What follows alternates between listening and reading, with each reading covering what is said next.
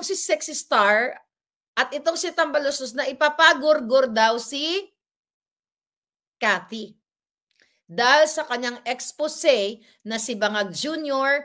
ay pulboronic. Si Lisa, inabutan siya o inalok siya ng pulboron at ang mga anak. O yung guys na natatakot na sila na matanggal sila sa pwesto, kaya naman itong si Cathy Binag ay gusto nila daw ipaghorgon itong si Tambaluslos.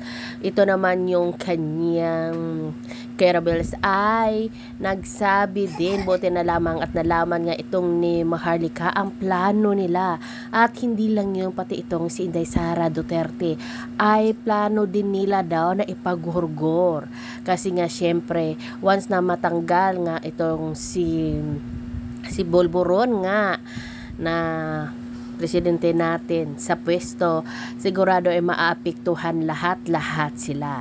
Kaya naman itong mga tao na to na lahat na nagsisiliwalat ng kanilang katiwalian at ng kanilang mga ginagawa ay gusto na nilang ipaligpit, kasi nga hindi magtatagal at malalaman na ng buong bansa ang kanilang ginagawa. Kaya ngayon lahat ng mga nakikialam sa kanila ay kanila nang ipapatumba or patatahimikin. Kaya narito guys, panoorin natin. Na may tumawag sa akin. Alright? Maraming involved na mga personalidad dito. So ayon dito sa isang, okay, chinichika, ingatan lang natin muna, okay? Chinika nitong babaeng itong, hindi naman siya, actually hindi ko siya kilala, okay? Sexy Star. Itong si Sexy Star na mayroong beauty clinic. Alright? Yan yung yung identification based dun sa akin informante. I really don't know this Sexy Star.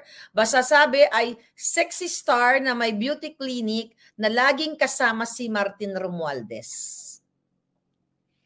Itong si Sexy Star, mga kababayan, meron daw ito siyang, ito ang tunay na meron siyang Jubetsky sa isang kaibigan ni Martin Romualdez na hindi Pilipino. Okay? Siya ay, I'm not sure, Malaysian ba or Cambodian. Basta hindi siya Pilipino. Okay? Siguro yung mga artista kilala niyo to. Hindi si Bello. Hindi. Hindi naman naging sexy star si Vicky Bello. Sabi ni Amelia. Okay? Actually, hindi ko siya kilala. So, ang sabi ni Sexy Star, na mukhang hindi naman naging star, kasi tinignan ko, hindi ko talaga kilala yung mukha niya eh. Kinuwento niya kay sa journalist na tanong natin kay kanino ba niya kinuwento? Tanong natin kay Madam Corina, ba kilala niya to? Okay, so ganito Itong si Sexy Star na sinusuportahan ni Tambaluslos ang kanyang mga business venture dahil kaibigan etong kanyang Jubetsky daw. Kasi itong lalaki, showbiz na ito. Pero kailangan nyo malaman. Pero, itong lalaking hindi Pilipino ay marami ng kinasasangkutan na issue sa money laundering. Ibig sabihin, ito ay may mga kasalanan sa bansang Pilipinas. Alright? So actually, hindi ko rin alam ang kanyang buong pangalan, pero wag na muna natin pangalan, hayaan mo silang lumabas. Si Sexy Star may Jubetsky, okay, na hindi Pilipino, at sila'y magkaibigan ni Tambaluslos. Si Tambaluslos, si Romualdez ay laging nandoon sa mga events nitong Sexy Star at nitong money launderer na ito. Okay? Tama ba? Yung term natin. So ngayon, mga kababayan, sabi nung kay evidence, okay? Yung ebidensya na bangag si Junior, di ka pa maniwala kay? Okay? Ito nga pinipreempt natin, sinasabi sa taong bayan na kung magurgur nila si Cathy, I hope not, di ba? At ginagabayan naman yan ng Diyos ang mga taong nagsasabi ng katotohanan. Nagkwentuhan itong si Sexy Star at itong si Tambaluslos na ipapagurgur daw si Cathy. dahil sa kanyang expose na si Bangag Jr. ay pulboronic. Si Lisa, inabutan siya o inalok siya ng pulboron at ang mga anak. Okay, hindi yung kumar, hindi. So anyway, kaya pala tahimik sila. So posible, kaya nga tinatanong natin, ito ba ay gagawin ni Martin Romualdez na ipapagurgur niya si Cathy Binag? Dahil syempre mga kababayan, once na matanggal si Bangag Jr., dahil sa issue niyang kinasasangkutan, lahat sila apektado. Lahat ng mga kawatan maaapektuhan, lalo na kung ipapa-aresto lahat. Lahat ng kinasangkutan ni Romualdez na crime. Okay? Lahat ng mga kinasangkutan niyang bribery, lahat ng pagbabayad nila diyan sa pagbibigay ng ng malaking mga budget sa mga kongresista, 'di ba? So ang question natin, kaya bang ipagurgor ni Romualdez, ni Tambaluslos si Cathy Binag? Kailangan ninyong malaman para maano na natin. Dapat sinasabi ito sa taong bayan. Sabi nung kausap ko kanina, actually tinatawagan ko si Cathy Busy lang siya, hindi sumasagot. Okay? Kasi gusto ko itong inform. Actually, text ko siya, mga busy ang lola nyo, okay? Kaya sabi ko, sige, i-ano ko na to. Palabas na natin to. Ang sabi sa akin, Miss Maharlika, kailangang ilabas mo yan to protect Cathy. Kasi pinagkakalat at napakadaldal nitong sexy star na ito na mayroong beauty clinic, okay? Na willing daw ipagurgor ni Romualdez si Cathy Binag dahil sa kanyang expose. Alright? Wala dyan. Hindi ka kilala yung babae eh. Okay? Hindi nga kilala yung mga pangalan na inaano ninyo, hindi nakikita. Alright? Okay? Ngayon, ano ang gagawin natin ngayon? Dapat i-comment nyo sa kanilang mga Facebook page. At dapat i-echo ninyo na pwede talaga nilang gawin ito na ipagurgor, okay? Ipagurgor si Cathy Binag dahil sa matindi niyang revelasyon. Alright? So yun ang breaking news natin dahil ipinagkakalat Selena Star, actually hindi ko kalala yung mga star na sinasabi niyo. Ipinagkakalat ng babae na ipagugurgur yan si Cathy Binag dahil siya ay nagsalita. At napag-alaman ko, ito baka kilala niyo sa showbiz, no? Napag-alaman ko na itong sexy star na ito, based dun sa informante ko, ang laki daw talaga ng insecure nito kay Cathy Binag noon pa. Alright? Then, minsan, tinret niya si Cathy. Ayon sa akin, ito grabe, dahil pala natin hindi alam. Itong sexy star na ito, na Chipanga, na ayon sa aking, informante, sa ating puting langgam. Okay? Alright? Ang tawagin natin yung mga showbiz personalities natin, ang mga puting langgam sila. Kasi diba mga puting langgam, tulong-tulong. Ano yun? Viva Hot Babes, hindi. Ayan. Ngayon, mga kababayan, may gugurgurin lang ako. So ngayon, mga palangga, so ito palang babaeng itong sexy star, minsan, okay, matagal na to, tinret niya si Cathy na ang sinasabi niya, pinagyayabang doon sa grupo na, sabi niya, 5,000 lang yan si Cathy, pwede na yung gurgurin. At alam niyo kung sino, may nagurgur talaga. Alam niyo kung sino nagurgur? Yung nanay nung nag-threat. Ang bilis ng karma, di ba? Ayon sa akin, puting ahas. So, sanay na din pala itong babaeng ito mag-threat. Pero this time, hindi siya ang nag-threat. Si Tambaluslos, ayon sa ating informante, na pwede nilang ipagurgur si Cathy Binag. Kaya Miss Cathy, kung nakikinig ka, mamaya usap tayo, ito ang latest or breaking news. Kaya mag-ingat ka. Alam ko, God is protecting you, but sabi nga, kailangan mong pag-ingatan ng iyong sarili dahil ang kalaban natin palangga ay mga bangag. Okay? Ang kalaban natin ay wala sa tamang pag-iisip. Siyempre nga naman, kapag ito ay the fact na nailabas na ni Cathy yung kanyang kwento at yung kanyang nasaksihan. 'Di ba? Wala na silang magagawa, kaya nga tahimik sila ngayon. Pero mas magiging powerful ito kapag talagang ito ay naisalang sa korte. Kung talagang sila ay yun na mag-aaksyon dito. Kung pwede lang gumawa ang kung sino man ang pwede diyan sa Pilipinas, 'di ba? Na si Kuting talaga ay impeach, which is nga wala nga tayong laban diyan sa Congress dahil nasusuhulan lahat halos sa mga jutang ginimes dito. Wala tayong kapupuntahan dyan. Dahil si Marcos Jr. dapat ang impeach. At ang isa sa pinaka-credible na testigo ay si Cathy. Kaya gusto nilang ipagorgor ngayon. Based dun sa informante. Ganun ka walang ya. Tatakutin na lang. Ay, Cotton Fiend from Texas. So, tatakutin na lang at binobroadcast pa. At narinig daw ito, according to my source, sinabi ito mismo kay Corina. Di ba? Sino itong Corina na ito? Di ba isa lang naman ang journalist na Corina? Baka may iba pang Corina, I don't know. Basta ang kwento, hindi pinangalanan kung anong apelyido, basta ikinuwento dito kay Corina na ipapagurgur si Cathy. Now, Romualdez. Now, mga bangag. So, alam na ng taong bayan. So, pag may nangyari, at saka sinabi naman ni Cathy, nakapay nangyari sa kanya, nakahanda yung mga USB. Okay? Although ayaw natin na may mangyari na magbuwis ng buhay si Cathy kasi gusto natin ng buhay na hero. Alright? Hindi, wala yan eh. Wala yung mga pinangalanan ninyo. Cotton Pin, hindi, di ba? Sabi, hindi naman sexy star si Agod. Alcoholic, sabi ni Cotton Pin. Wala. Tiga-tiga natin. Basta ito daw ay may clinic eh. Parang gumagawa ng mga stem cell, kung ano-ano. Stem cell beauty, whatever. Okay?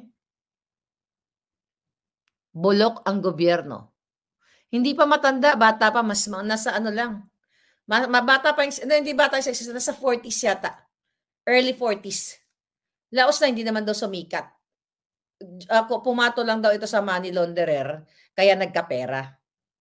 O maghanap kayo ng money launderer dyan. Mag-google kayo. Hindi yan si Vicky Bello. Tigilan niyo si Vicky Bello, hindi siya. wala naman siyang kabit na foreigner, 'di ba? Bata yung kanyang jowa. So hindi siya. Okay? At saka hindi rin Amerikano, si Patricia is Amerikano ang jowa niyan eh. All right? I don't know. Parang hindi ko alala kung ex ng politiko. Basta sinend lang sa akin actually yung information na itong babaeng ito ay nagpapakadat. Hindi rin si Keanu Reeves. Gusto ko yun si Keanu. Lokaret yan. Nakakatawa yun eh. Okay. Sige nga, tignan natin. Nakakatawa naman kayo. Ano pinagsasabi nyo? Anyway. Pero kailangan nating labanan ito mga palangga. Kailangan labanan natin sila sa information. Now you know na pwedeng ipagurgur si Cathy according to my source. At ito pa, mga kababayan, yun lang gusto kong sabihin sa kay Cathy, no? Kung naririnig niya tayo. Ngayon, mga kababayan, it's another thing about that. Punta tayo sa susunod na topic natin.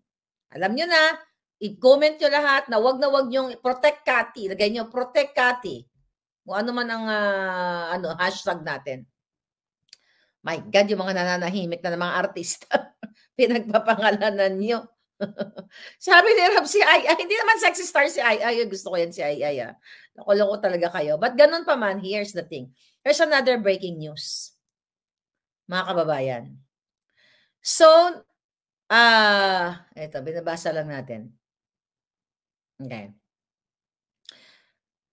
Okay. Ito ay tungkol sa impeachment ni Inday Sara, di ba? Sabi ko sa inyo ay hinahain at binanggat na rin ito, marami na nagbalita. Pero isa ako sa nagsabi sa inyo na i-impeach nila si Inday Sara. Ang sabi dito, Miss Maharlika, sabi ganon, mahirap lutuin ang impeachment ni Inday dahil wala namang impeachable ground. Kaya ang gagawin daw po, okay? Ang gagawin daw po ng Congress, hindi nila itatakel ito sa plenaryo. Okay? At bibiglain na lang ang paghain. Alright? So, hindi daw nila itatakal sa plenaryo, bibiglain na lang yung paghain. But the super committee, yung super committee nila, were tasked to be discreet in giving information about the plan po. At kung bakit daw inilalabas agad sa iyo. Sa akin, kay Maharlika. Kaya ang gagawin daw po nila, isisikreto nila, di nga pag-uusapan sa plenaryo, bibigyan nilang. Kaya no wonder, chinek ko yung balita.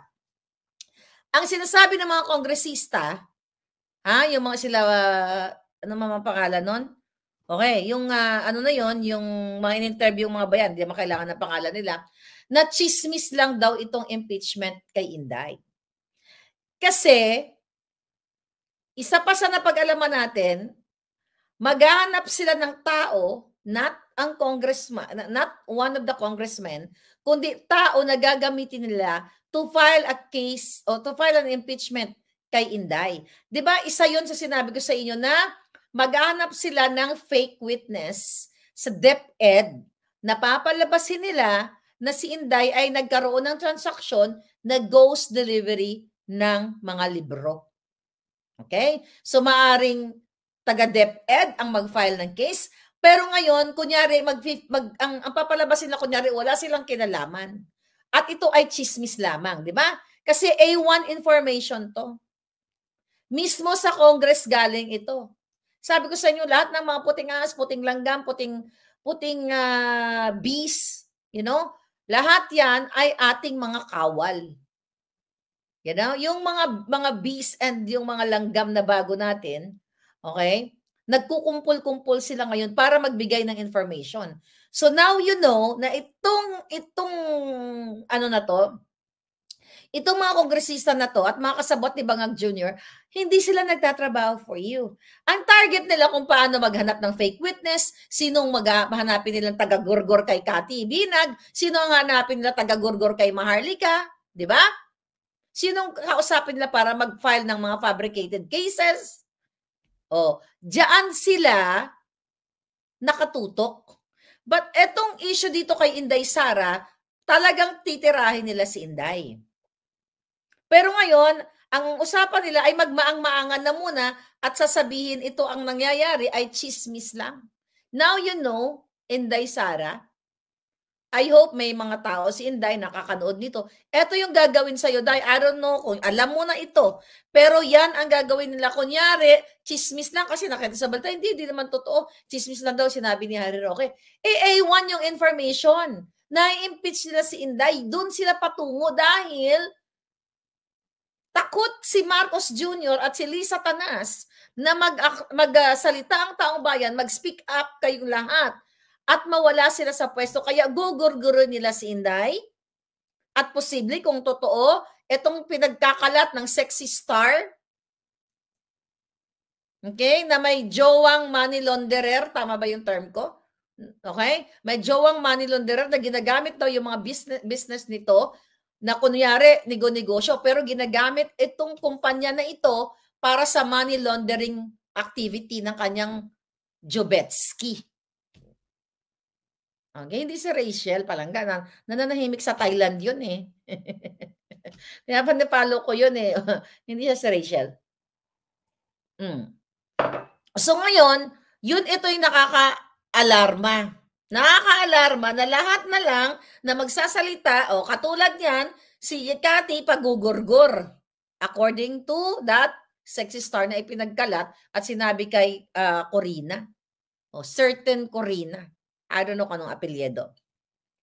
Now, ngayon, tapos ito si Inday dahil nag-resign sa DepEd at nagsasalita na ang pamumuno ay hindi dapat, ang motivation ng pamumuno ng ating bayan ay hindi dapat nakabase sa pagiging sugapa sa pera, sugapa sa pulburon, at sa pagtumar o pagtoma ng champagne.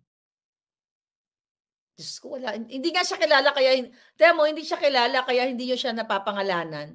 Wala talaga ako makita. Okay? Sabi ni Lady Sai, si Franz Castro ang gagamitin lang.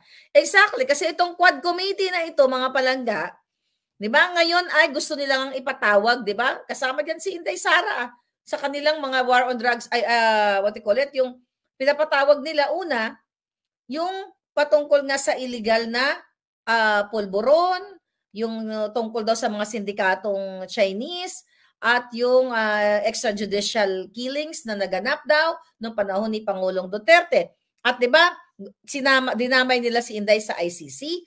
So eto ngayon ang pinagkakabalahan ng Quad Committee na mga hangag na mga jutang Genemes na papuntahin si Pangulong Duterte at si Senator Bato, nagsabi na siya na hindi siya pupunta. At kasama yan si Inday sa kanilang pagdidiin na patungkol dito sa extrajudicial killing na ito.